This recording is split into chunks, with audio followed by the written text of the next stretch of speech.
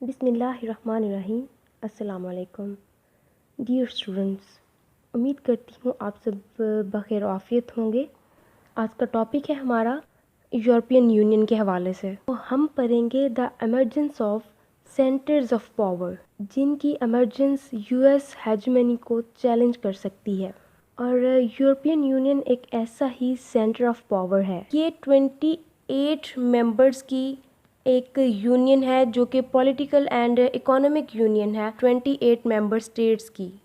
Secondly اس کی جو estimated population 5,13,000,000 and now it has started acting like a nation state because it has its own national anthem, flag and founding date۔ اور اس کی اپنی currency بھی ہے۔ اس نے ایک نیشن اسٹیٹ کے طور پہ کام کرنا شروع کر دیا ہے۔ اس کی بڑی وجہ یہ ہے کہ اس کا اب ایک اپنا نیشنل اینتھم ہے، اس کا اپنا ایک فلیگ ہے جو کہ سمبلائز بھی کرتا ہے کچھ چیزوں کو، اور پھر جیسے میں نے آپ کو پہلے بتایا کہ اس کی ایک فاؤنڈنگ ڈیٹ بھی ہے جو کہ 1992 ہے، اور اس کی کرنسی بھی ہے یورو، اس کی کرنسی ہے۔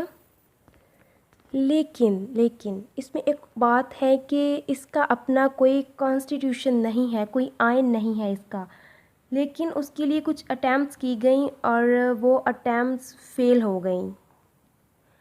بٹ اوور دا ٹائم یہ اکنامک یونین سے ایک پولیٹیکل یونٹ بن گیا ہے، اور پھر ایک ٹریٹی بھی اسٹیبلش کی گئی تھی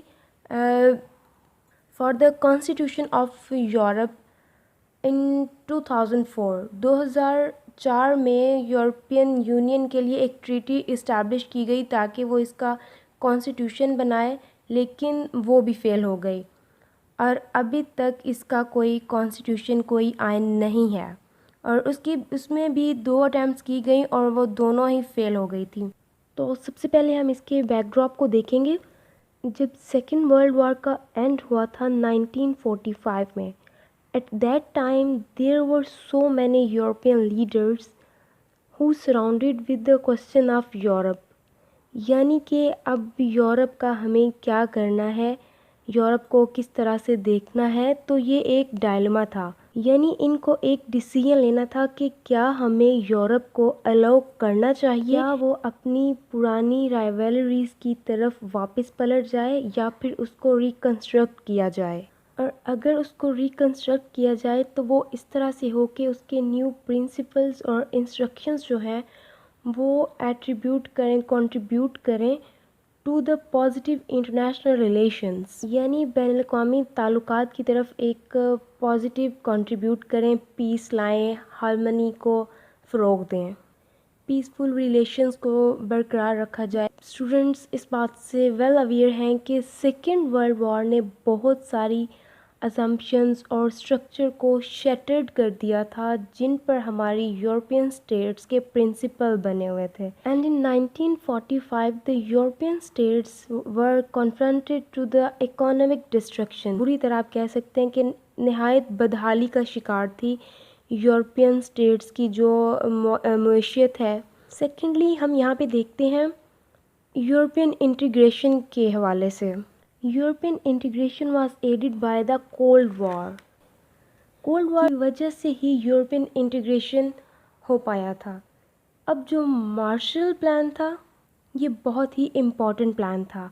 اس پلان کے مطابق امریکہ نے فائنینشیل ہیلپ کو ایکسٹینڈ کیا تھا یورپ کی اکانومی کو ریوائیو کرنے کے لیے، and under the North Atlantic Treaty Organization یعنی کہ نیٹو، جو کہ یو ایس نے کریٹ کیا تھا، ایک نیو کولیکٹیو سیکیورٹی اسٹرکچر بنایا گیا یورپ کے لیے، اور اس کے ساتھ ہی organisation for European economic cooperation یہ 1948 میں اسٹیبلش ہوئی تاکہ ویسٹ کے یورپین اسٹیٹس کو ایڈ پرووائڈ کرے، اور یہ ایک ایسا فورم تھا کہ جس سے یورپین اسٹیٹس کے جو ویسٹ کنٹریز ہیں وہ کوآپریٹ کرنے لگے اکنامک ایشوز کے حوالے سے، یعنی انہیں ایک پلیٹ فارم مل گیا کہ وہ اپنے ٹریڈ اور جو اکنامک ایشوز ہیں ان پر کوآپریٹ کریں ایک دوسرے سے۔ اور بیسیکلی یہ ویسٹرن اسٹیٹس کے لیے اس لیے تھا کہ ویسٹرن بلاک ہے جو اس کا ہیڈ یو ایس اے ہی تھا، اسی لیے یو ایس نے ویسٹرن اسٹیٹس کو ایڈ پرووائڈ کی تھی۔ اس کے بعد 1949 میں کونسل آف یورپ اسٹیبلش ہوئی۔ اس سے یورپین یونین میں ایک پولیٹیکل فیچر ایڈ ہو جاتا ہے۔ اس کے بعد یورپین اکنامک کمیونٹی اسٹیبلش کی گئی۔ یورپین اکنامک کمیونٹی اسٹیبلش ہونے کے بعد باری آتی ہے یورپین پارلیمنٹ کی، جس کے اسٹیبلش ہونے سے ایک پولیٹیکل ڈائمینشن آتی ہے، اور فائنلی یورپین یونین اسٹیبلش ہوتا ہے 1992 میں۔ اور دیکھا اسٹوڈنٹس آپ نے کہ کس طرح یہ یورپین انٹیگریشن ایک پورا ٹائم لائن ہے کہ کیسے مارشل پلان سے لے کے یورپین یونین تک۔ فردر ہم بات کرتے ہیں یورپین یونین کے فلیگ کے حوالے سے۔ یہ اسکرین پہ آپ کو نظر آ رہا ہوگا کہ اس پہ ایک سرکل اور اس میں سٹارز بنے ہوئے ہیں۔ سب سے پہلے ہم بات کرتے ہیں سرکل کی کہ سرکل کیا سمبلائز کرتا ہے، اور اس میں جو گولڈن سٹارز ہیں اس کو ہم بعد میں دیکھتے ہیں، اور وہ سرکل ان سٹارز کا ہی بنا ہوا ہے، اور یہ جو سرکل ہے یہ سمبلائز کرتا ہے solidarity and harmony between the people of Europe. Secondly آپ گولڈن سٹارز دیکھ رہے ہیں، اور یہ سمبلائز کرتے ہیں پرفیکشن یعنی کمپلیٹنس اینڈ یونٹی۔ اور نیکسٹ ہم دیکھتے ہیں کہ دوسری کنٹریز سے ڈیلنگ کے لیے اس کی ایک اکنامک اینڈ سیکورٹی پالیسی ہے جو کہ کامن ہے۔ It has also try to expand the areas of cooperation. اس نے کوشش کی ہے کہ مزید ممالک کے ساتھ ہی اپنے تعلقات کو فروغ دے، and acquiring new members to take in its fold, تاکہ یہ زیادہ سے زیادہ اپنا جو سرکل ہے اس کو ایکسپینڈ کر سکے۔ نیکسٹ پوائنٹ کی اگر ہم بات کرتے ہیں تو یہ بہت ہی امپورٹنٹ ہے، economic influence of European Union. جی ہاں اسٹوڈنٹس، تو یہ اس کی جو اکانومی ہے، یورپین یونین ورلڈ کی بگیسٹ اکانومی ہے، اور اس کا جو جی ڈی پی ہے یعنی گراس ڈومیسٹک پروڈکٹ ہے از مور دین 12 ٹریلین۔ ورلڈ ٹریڈ جو ہے اس میں بھی اس کا جو شیئر ہے وہ بھی یو ایس ڈالر سے 3 گنا ہے، یعنی 3 times larger. And it also functions as an important bloc within the international economic organizations. یعنی کہ انٹرنیشنل اکانومک جو آرگنائزیشن ہے اس میں ایک بہت ہی اہم کردار ادا کرتی ہے۔ For example World Trade Organization میں اس کی جو ریلیونس ہے وہ بہت ہی زیادہ ہے۔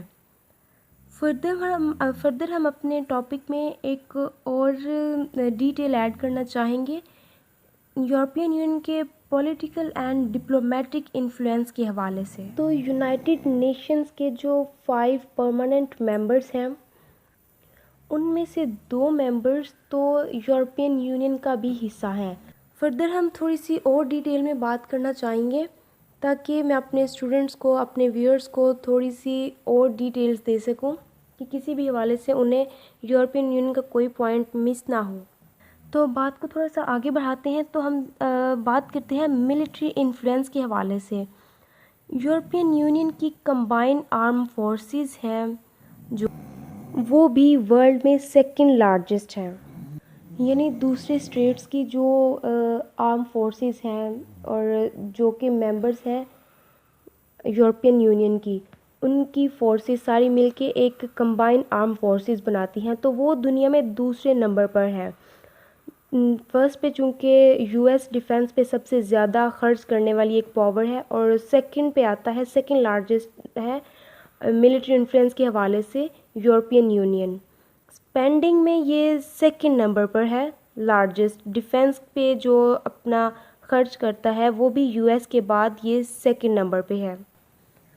تو اسٹوڈنٹس میں نے اپنی طرف سے پوری کوشش کی ہے کہ اس میں ہر لحاظ سے آپ کے کوسچنس جو آپ کے مائنڈ میں ارائز ہو رہے ہیں یا پھر جو آپ سے ایگزام میں پوچھے جا سکتے ہیں، جو پوائنٹس آپ سے پوچھے جا سکتے ہیں، جو آپ ایک اپنے مائنڈ میں اسکیچ بنا کے اپنے ساری ڈیٹیلز کا ایک کوسچن کو کمپریہنسولی ڈیٹیل کے ساتھ آپ رائٹ کر سکتے ہیں۔ میں نے اپنی طرف سے کوشش کی ہے کہ اپنا بیسٹ دوں، آپ کو بیسٹ نالج پرووائڈ کروں، اوتھینٹک نالج پرووائڈ کروں، آپ کو کسی لحاظ سے مس گائیڈنس نہ ہو.